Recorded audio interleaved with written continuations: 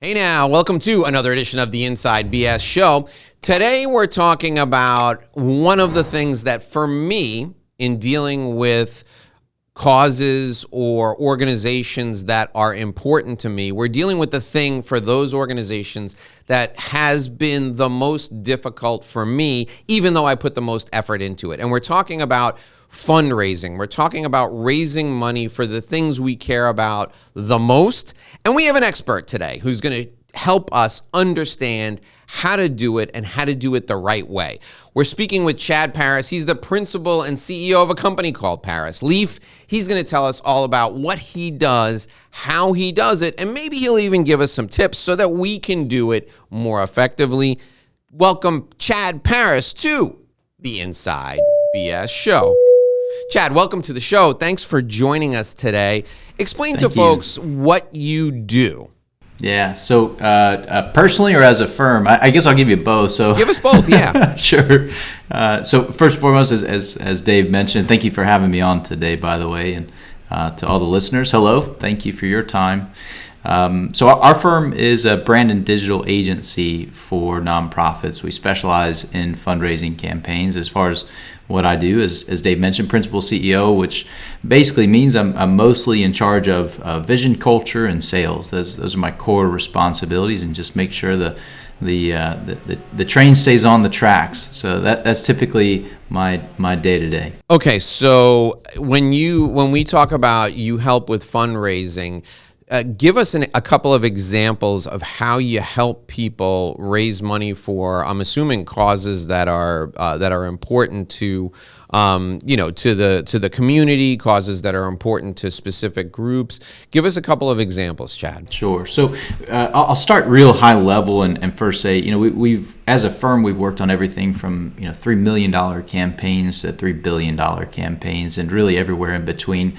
Naturally, because the way fundraising works, when you're running these more substantial, what are called comprehensive or capital campaigns, it's kind of a cumulative build-up effect. And so over time, in the almost 12 years that we've been doing this, we've helped our partners raise a little over $4 billion, working on probably about, I think we're at a little over 20 campaigns. So typically larger campaigns, working with medium to large size nonprofits on medium to large size, what we call medium to large size campaigns, which means typically you're looking at about over $50 million is where a firm like ours is brought in.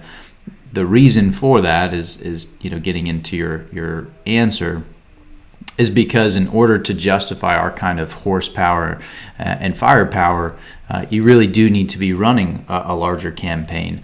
A lot of times the smaller campaigns, what they need is really what's called a fundraising counsel, is a technical fundraising consultant, someone who's going to be there on the grassroots level with you, interviewing donors, figuring out what that goal is going to be, setting the vision for the campaign, or at least building out the framework for the campaign. Where we come in and take the baton is really in helping with the messaging and identity piece.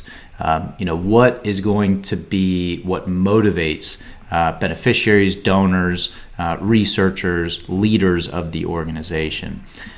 So the way we accomplish that is through research. We talk to the various constituents, what we call stakeholder groups. We'll talk to the donors, we'll talk to the leaders of the organization, we'll talk to the beneficiaries, we'll talk to the community, and find out what are those motivating factors, what are those things that we can all agree on. Where that agreement happens, that's where the story lies. And that is our job, is to really tap into the story. Once we figured out the story, we know what motivates everybody, what's authentic to the organization for the fundraising campaign. That's most important, is that it's got to be authentic. This idea of smoke and mirrors in marketing, that doesn't fly anymore. It's got to be incredibly authentic. Otherwise, people are going to poke holes, they're going to blast you on social media. You've seen tons of organizations, unfortunately, just getting demolished in the news and in social media. So it's got to be authentic. And then we build a visual system around it and give them the tools that they need to go out on the fundraising trail. So plenty of examples for that. The first one I'll mention, and tell me if I'm going too far in depth here, Dave. No, you're doing great. Keep it up. Great, thanks. So first one that comes to mind is Remission Summit. This is a partnership with the University of Florida. It's about a $300 million campaign that we've been working on and built the brand for initially. The idea was that they wanted to take what is considered as a lethal diagnosis, as a brain cancer diagnosis, and they wanted to move the survival rate from about 5% to 50% in 5 years. So naturally, the most important parts of that is going to be, you got to have the researchers that are going to be able to contribute the research to move the needle. You got to have the patients, obviously, the most important people and their families. And then lastly, you got to have the donors, the ones that are going to be able to fuel the mission. And so that was one of the more exciting campaigns we've had the opportunity to work on. And the way we started the process, exactly how I described, we go out, talk to the donors, talk to the researchers, really combine all of that into one nice package that really resonates with everyone. And then they're off on the fundraising trail. So you got plenty of other examples like that, but that's the one that one of the ones that, as we talk about, you always look for the ones you can talk about around the Thanksgiving table, and that's an easy one for us. No, that's tremendous. That's a great example. Thanks for that. Talk a little bit about how you got started doing this. Was it mission driven for you, or is this something you just discovered as you were coming up and maybe doing other things in the marketing realm? Yeah, this has always been mission driven for us as a firm. So I came up working side by side with designers and writers. I came up through traditional old school cold calling sales. But I worked with some really, really talented writers and designers, and I saw that when you have great copy and great design, that moves the needle. When you have great storytelling and a great visual system, that really helps sales. And so that was my introduction. It's actually initially T-shirts. I started with one of the largest screen printed T-shirt manufacturers in the Southeast, big operation, and we had some incredibly talented designers and writers. Ultimately, we launched our firm with the idea of doing eco-friendly online printing. And this is at the height of the recession. It was the worst time to start a business, 2010. The wheels had fallen off. The car had come to a full skid. And within about 6 months, we realized that the only green people cared about saving was money. They wanted to keep money in the bank account, and the environment wasn't really a concern. The idea of green and sustainability was still a fad, and people still didn't know what to think about it or why it mattered. So we ultimately evolved into brand and digital after about 2.5 years. It was through a series of happy accidents, honestly, and ultimately we got a great national nonprofit. We ended up grabbing their attention just by chance, happened to have one of the decision makers in our community, and so ended up picking them up. And over time, we got a chance to just work with some really, really great nonprofits over the years. But I got to give a lot of credit to our greatest partner, the University of Florida. They've given us a ton of opportunities to prove what we're capable of, and the fundraising team over there has been absolutely incredible. The credit absolutely goes to those guys, but having them in our backyard, that's really where we got a chance to cut our teeth. That's been, the biggest feather in our cap has been the work we've been enabled to do with them because of their firm. That's great. That's tremendous. All right, Chad. Now I'm going to ask you a question. I'm going to give you a minute to think about the answer. And it's a question that may be going through the mind of a lot of the people who are watching or who are listening right now, because you sound just like a regular marketing guy, right? So what is the difference between helping with a fundraising campaign, doing the business development, doing the marketing work for a fundraising campaign, versus doing the marketing for, say, a company, just a multinational corporation? Take a minute, think about that answer, because I need to remind people that we're brought to you by Sandrowski Corporate Advisors. For over 35 years, Sandrowski has been helping businesses just like yours, entrepreneurial businesses, and they've been helping them with their tax planning, they've been helping them with risk management, and they've been helping them with business valuations. So let's say you're the owner of a business and you take home what's called a distribution every quarter or maybe every month, and you're wondering, hey, could I take home a little bit more, and what would the tax implications of that be? Sandrowski can help you answer that question. Maybe you're thinking about how the business is going to end for you, and when you sell the business, how much you're going to have to pay personally in capital gains tax from selling that business. Well, Cendrowski can not only answer that question, but they can also help you insulate some of the money that you earn from the sale of your business, from your hard work, your blood, your sweat, your tears over the years. They can help you insulate some of that from taxes. And they can do that by using a qualified small business exemption. It's an actual thing in the tax code, and it is really nuanced. So here's what you need to do. Rather than have me explain it to you, because I'm not an accountant, I can't explain it to you. The Cendrowski folks know this inside and out, and they've been helping people with it for years and years and years. I want you to give them a call right now.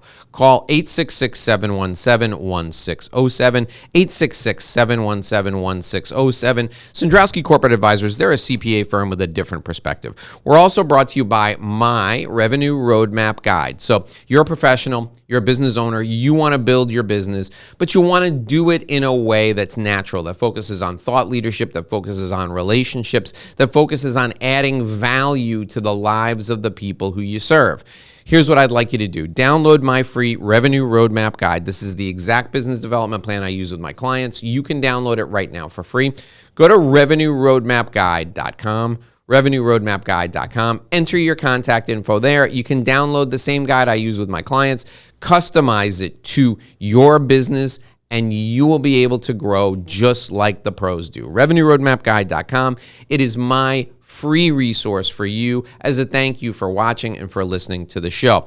We're speaking with Chad Paris today. He's the principal and CEO of Parisleaf. They help organizations raise money. They're a group of fundraising experts. If you want to reach out to them, you can call them at 352-377-5560, 352-377-5560. Okay, Chad. So I love what you do. I love everything that you've said so far. We're all wondering now. It sounds like you're a marketing guy. It sounds like you're into business development. What's the difference between what you do and how you do it for nonprofits, and how does it compare between that and corporate business development, corporate marketing? How does it compare? What's the same? What's different? Yeah, so for starters, great question. And first, let me say, thanks to the sponsors over at Cendrowski for having us. It's folks like them that enable us to get to have this conversation, and to your firm as well, Dave. It's a really great question. I think first and foremost, maybe a bit of a surprise. So branding and marketing couldn't be more different. The way I like to look at it is, marketing is what magnetizes, is what pushes you out. It pushes your name out there. It gets you out to the masses, whereas branding magnetizes you in. So once you've gotten some interest from your marketing efforts, I like to see branding as the closer. And maybe it's just from my sales background, but that's how I really like to see it, is that, branding is going to be what really magnetizes the right audience. So maybe you did a great job with your marketing efforts, getting a bunch of eyes on your brand, your cause, your nonprofit, your campaign. But branding is going to be the one that really lures people in, and it's going to be the right people, and it's going to be, ideally, if done well, the most authentic people that are in alignment with the mission. Flipping over to the second question, what's the difference between branding for large corporations and branding for a large fundraising campaign? The answer really is not a whole lot. To be honest with you, it's a very similar process. Before we even got into fundraising and focused on fundraising campaigns and working with nonprofits, we did a lot of work in the corporate world, very focused on branding, and our process translated right over to fundraising. The major difference, honestly, and why we've kind of niched down, and we'll talk about this in a little bit, is because it was really hard to speak the lingo of all of these different industries, to be so generalized, to go and jump into one industry and try and become the expert on that industry, to go jump into another industry and become the expert. There's so many different nuances and idiosyncrasies and laws and rules in every single industry. So the benefit of being really focused on nonprofits and fundraising is, we speak the lingo of a technical fundraising consultant without actually being a technical fundraising consultant. So to answer your bigger question, though, there isn't much of a difference. And this is what these larger fundraising campaigns are figuring out, is that they've got to put a really strong brand behind their campaign. And when you do that, it supercharges your fundraising efforts. So that's been why we're kind of carving this brand new niche that really doesn't exist. it's been a really fascinating process. That's great. Thank you for that. Clarifying those two things are really, really helpful. One of the things that strikes me, Chad, and one of the things that I think is what you do is incredibly valuable is, and I'll give people the example. I do some fundraising for a couple of organizations here that are important to me personally. I'm in the Miami area, and I got involved with Mount Sinai Medical Center here in Miami when my wife was pregnant with my kids, because they have a maternity program, and they have a foundation that really allows them to provide services to people who can't necessarily afford health insurance. So I got involved with them, and I became a member of their foundation board. And here's what I discovered. I didn't know this previously, and maybe this will be educational information for people. When you join the board of a foundation, you're basically a fundraiser. They want you to go out and start asking your friends for money. Surprise. Yeah. So, and that's cool. I'm okay with that, because I believe in the cause. I believe in the organization. But here's where I think you provide value, and here's where I want you to help folks understand how maybe they can do it if their foundation doesn't. You provide value you give me the ammunition. You give me a good message. Right? You have distilled down what their brand is, or for the foundations that you work with. So you not only allow me to say, here's who we are, here's what we do, and here's why this is important to you. Here's how this is going to impact your life. And Chad, I'll tell you, the people who are on the board with me, or the people who are involved in the foundation with me, they're really busy people. And while I sat there and I was like, all right, how am I going to make this relevant to my friends so that they'll give me some money? If you were there, you could say, all right, here's how this is relevant to the business community. Here's how this is relevant to the folks who are out there in the community and they care about the community as a whole. Here's how this is relevant to the local politicians, right? I think that's an invaluable service that you provide. I mean, forget about the broad campaign for the individuals at the micro level who are going out and asking people for money. You've now given them a message that they can hammer home that's supported by all the material that you send out. So talk about that aspect of it, and talk about the research that you put in. You touched on it, but talk about the research you put in to come up with the messaging. Yeah, that's a really, really great question. So thanks for that, Dave. So a couple of things. First and foremost, that is exactly what the branding agency's responsibility is, right? Marketing firm, again, goes out there, and they're the ones that are really grabbing the interest. But what are they talking about? Board members, exact same thing, right? What are they talking about? What's the message? So we have a process we've developed. This is the core part of our messaging strategies, called the 10 questions every campaign brand should answer. It translates just as well to 10 questions every organization should answer, whether it's for-profit or nonprofit. It was something we devised when we were working largely in for-profit. And this is the beauty in the focus for our firm, really transitioning toward these fundraising campaigns, is just really that kind of laser focus around these fundraising campaigns. The questions that we need to answer, you nailed though. Why are we doing this? What are we doing? What's the elevator pitch? When somebody says, what is Mount Sinai? Why should I contribute to your organization versus anybody else? Right? What makes you different? We need to be armed with all of those facts, right? Both FACTS and FAQs, the frequently asked questions, right? And so we have the 10 most frequently asked questions. Highly recommend you guys jump on the website and download that white paper, whether, again, for-profit, nonprofit, running a campaign or not, to answer those exact questions that you just laid out, Dave. But that is the core foundation of both your marketing messaging strategy and also your pitch for the individual meeting with other individuals like yourself.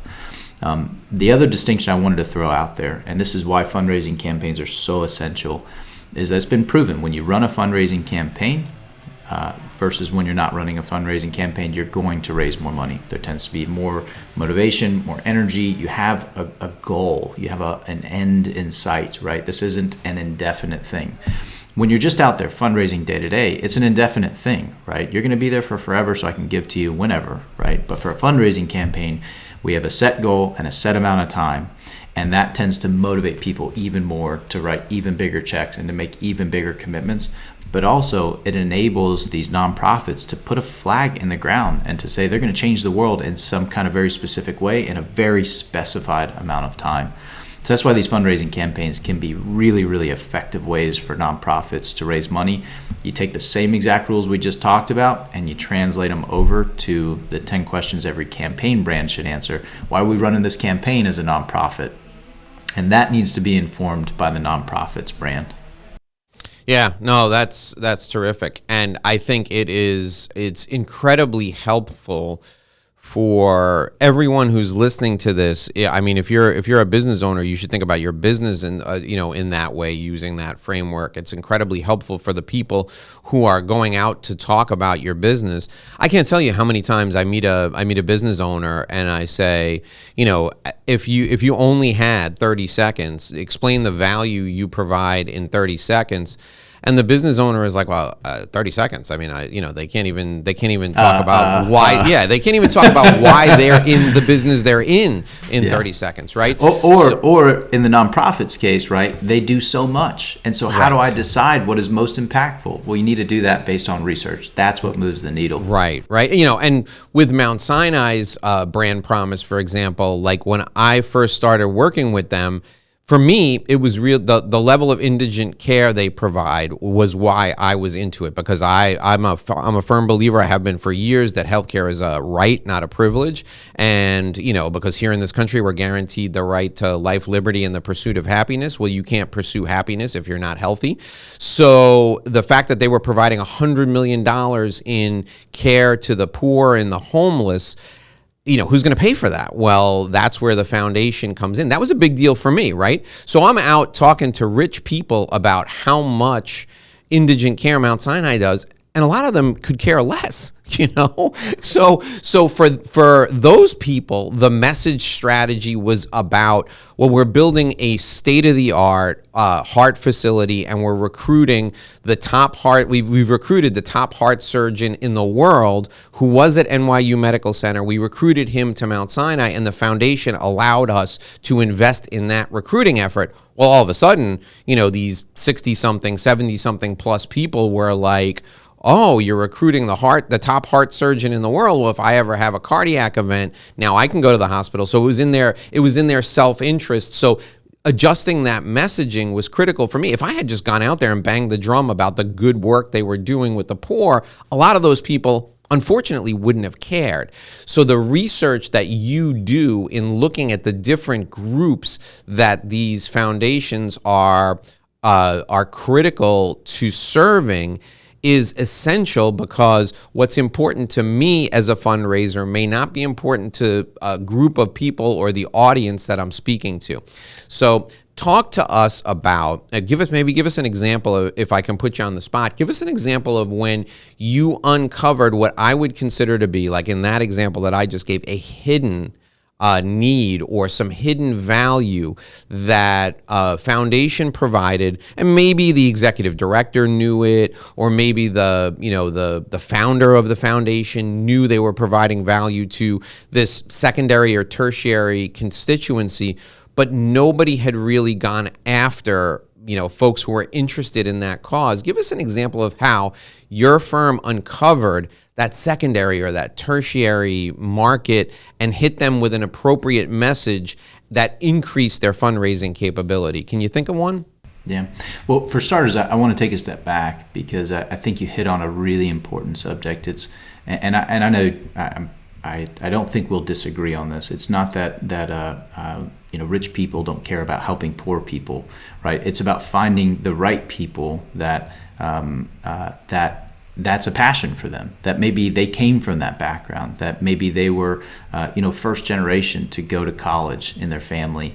Their family came over here from Europe or wherever it is, and they came from nothing, and so that's something that's very close to them, because they were so close to Yeah, so I think, Chad, the way to phrase it is everybody cares about it, but there are certain levers that motivate people more than others. Right. So I'll give you an example. So the cardiac thing motivated some people, right? There were other people who were motivated by the fact that Mount Sinai Medical Center was the first hospital in Miami to admit Jewish people. And so I would be out, and as somebody who, for me, that wasn't a message that was at the forefront of my mind, because my background is just I'm not Jewish, so that wasn't at the forefront of my mind. But I knew it was part of the history of the hospital. So when I would meet with someone and I would say, "What are some of the other causes that you're interested in, that you support?" and they would say, "Oh, Friends of the IDF, which is the Israeli Defense Force." If somebody said they contributed to Friends of the IDF, I knew in the back of my mind that was something that bit of history about Mount Sinai was something that I should use in my messaging, right? So my point was not about bashing rich people. I love rich people. No, of course. Rich people are fantastic. I'm not bashing rich people. What I'm doing is I'm just illustrating the levers to push and pull to get somebody to engage with something that probably wasn't on their radar in the first place. That's exactly right. And I think, you just used a great example why we need to make sure to arm our army of fundraisers with facts, with background, because that was just such a great example. I couldn't come up with a better example myself, Dave. The one example I like to use, because try not to go too far in depth. A lot of our campaigns, by the way, the campaigns we're working on are in what's called the quiet phase. It hadn't quite gone public yet, and so because of that, we're in more of a confidential, silent phase where we're trying to raise the majority of money. That's typically how you run a campaign before you go public with it. So I'll give you one example I've come up with many times. A really great group out of Atlanta is really working to address homelessness worldwide, right? And so, one of the things that we encouraged them to do was to consider a much, much more substantial fundraising campaign. I think it was estimated that roughly, if you had about roughly $10 billion, you could more or less address the homeless population worldwide, right? And so, what we came back to them with was, what if we did a campaign around a drop in the bucket? Let's call it $1 billion. So let's go after at least 10%. Let's start there. And as a nonprofit, our ultimate goal is to eradicate homelessness. But for this campaign, the campaign goal is to address 10% of the homeless population worldwide. Well, the way we do that, $1 billion, is one bite at a time, just like an elephant. How you eat an elephant one bite at a time. Is same thing with a campaign. One initiative, one strategy at a time. So you come up with all these initiatives, like job training, like dressing, like feeding, like housing, right? All of these issues, and then finding, to your exact point, what are those specific pieces that are going to move the needle for donors. So maybe you have, again, first generation college grad entrepreneur, right? They know the importance of jobs, and so they get excited about the initiative of job training for the homelessness. So that's typically how you end up moving the needle. Maybe if you just came to them and said, hey, we're working to eradicate homelessness, that's too broad, that's too general. But tell me something that's really personal to me. And by the way, huge shout out to these fundraising consultants, because they're going to be the ones that help you find out that kind of information in their research, and then pitch it back to them that, hey, this is one very specific campaign initiative we'd love for you to seed that we think could really help move the needle on ultimately eradicating homelessness. Yeah, that's terrific. Great. Thank you so much for that. All right, Chad, I'm going to ask you now to think about 3 things you want people to take away from our time together. The 3 key things that you want them to remember. Take a minute and think about that. We're speaking with Chad Paris. He's the principal and CEO of Parisleaf. They are a branding company. They help charitable organizations with fundraising, and they help. I got like 15 things going through my head. Yeah. We're speaking with Chad Paris. He's the principal and CEO of Parisleaf. They are a company that helps with fundraising. So if you need help with your fundraising, you should call 352-377-5560, 352-377-5560.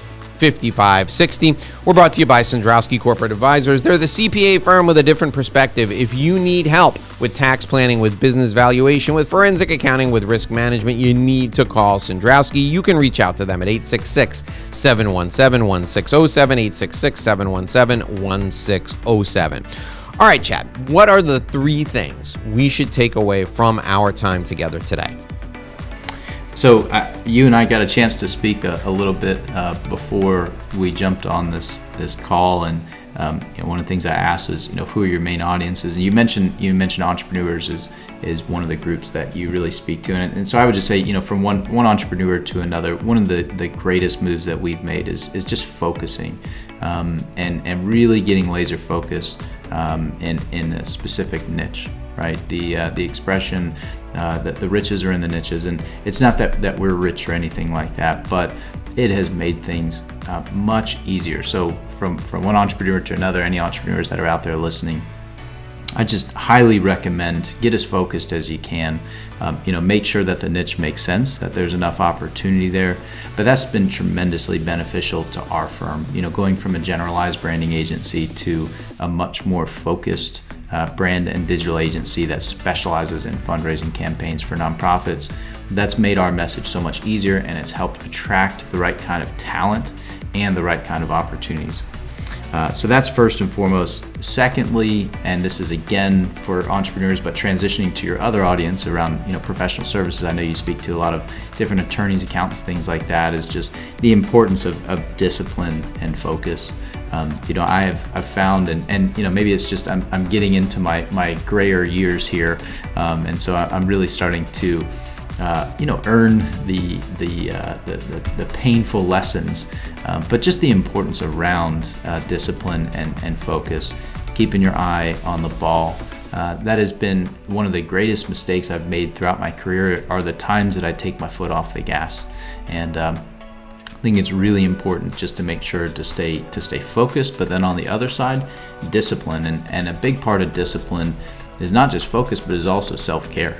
Making sure that I believe the expression is, putting your own oxygen mask on first. In order to be there for other people, you got to make sure that you've got oxygen to breathe as well. And that's a big part of the discipline that I put in as an individual. Every day I spend time getting my mind right before I jump into the day, and all throughout the day I'm doing pulse checks to make sure to sustain myself.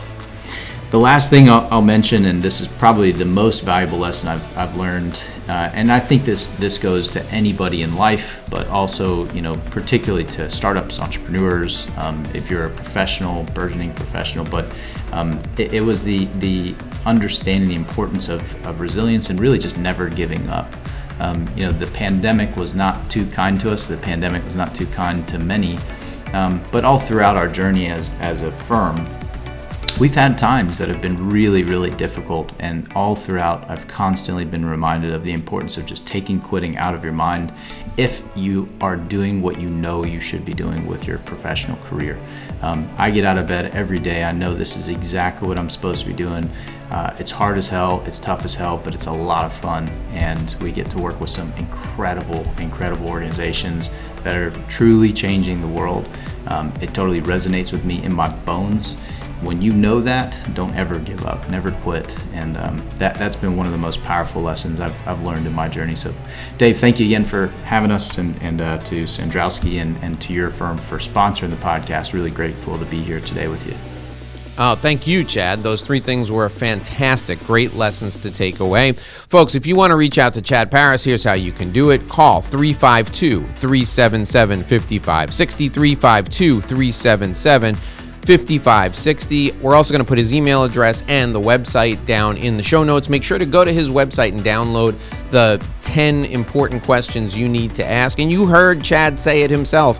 Even if you're not in fundraising, those 10 questions will help you with the branding for your business. Chad, thank you so much for that. Thank you for joining us today. Dave, pleasure. Digital handshake. All righty, folks, that'll do it for another episode of the Inside BS Show. If you're ready for even more, join us back here again tomorrow, where we interview another fantastic guest.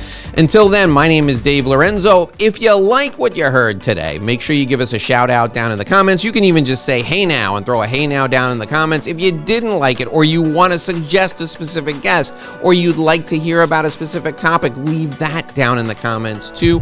Interacting with you is the lifeblood of what we do. We really appreciate you leaving us a message down in the comments, telling us what you liked, what you didn't like, what you want to hear more of. So join us down in the comments with a hey now, or to continue the discussion. We'll see you back here again tomorrow. Until then, here's hoping you make a great living and live a great life.